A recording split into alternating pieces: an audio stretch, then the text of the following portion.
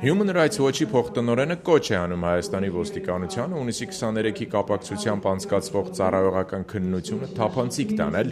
որպեսզի հանրությունը կարողանա գնահատել, արդյոք կարգապահական տույժը բավարար է։ Այսօր Ազատության հետ զրույցում Human Rights Watch-ի Եվրոպայի և Կենտրոնական Ասիայի գծով փոխտնօրեն Ռեյչել Դեմբերը ընդգծեց. անթույլատրելի է ուժի կիրառումը, երբ բողոքի ակցիան խաղաղ է։ There really needs to be a full investigation into those actions. Հարկավոր է ամբողջական հետաքննություն անցկացնել ոստիկանների գործողությունների կապակցությամբ և դատախազը պետք է որոշում կայացնի, թե ինչ կարգի հետաքննություն պատասխանատվության ենթարկելու ինչպիսի գործընթաց պետք է սկսել։ Կարող են լինել դեպքեր, երբ կարգապահական տույժը բավարար է, բայց կարող են լինել դեպքեր, երբ այդ տուժերից ավելին անելու անհրաժեշտություն կա։ Կարևոր է, որ հետաքննություն տեղի ունենա և այդ հետաքննության արդյունքները հրապարակվեն, որպեսզի հանրությունը կարողանա գնահատել, արդյոք հետաքննությունը արդար էր և օբյեկտիվ։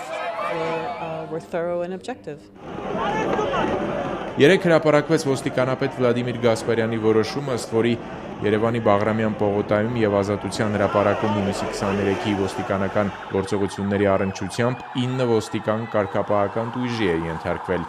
Ոստիկանության ծառայողական քննությունը սակայն ավարտված չէ։ Հիշեցնենք, այդ օրը բողոքի խաղաղ ակցիայի մասնակիցներին և լրագրողներին ոստիկանները ոչ միայն ծեծեցին, այլև խոչընդոտեցին լրագրողների աշխատանքը, կոտրեցին տեսախցիկներ, լրագրողներին պատկանող այլ սարքավորումներ։ Human Rights Watch monitored very closely what was happening with the protests. Human Rights Watch-ը ուշադրությամբ հետևում էր վերջին շրջանում Հայաստանում տեղի ունեցած բողոքի ակցիաներին։ Մենք լրջորեն մտահոգված էինք, երբ ոստիկանությունը փորձելով ցրել ցուցարարներին, ծեծեց շատերին, ոմանք դաժան ծեծի ենթարկվեցին, ձերբակալեց շատերին, փորձեց կոտրել լրագրողների տեսախցիկները և այլ տեխնիկա, բռնագրավեց այն։ Ուշադրությամբ հետևում ենք զարգացումներին և կոչ ենք անում Հայաստանի կառավարությանը պատասխանատվության ենթարկել այն ոստիկաններին, ովքեր անհամաչափ ուժ են կիրառել։ Any police who were involved in instances of excessive use of force. Ցանկանում ենք երկու ուղեր ցեղել Հայաստանի կառավարությանը, շարունակեց Ռեյչել Դեմբերը։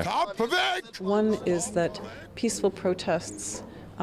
as long as they are peaceful, there should not be force used against them. Առաջին, քանի դեռ գործ ունեք բողոքի խաղաղ ակցիաների հետ, չպետք է ուժ կիրառել դրանց դեմ։ Իհարկե, կան երթևեկության կանոններ, բայց երբ բողոքի ակցիան խաղաղ է, ուժ կիրառելու հիմք չկա։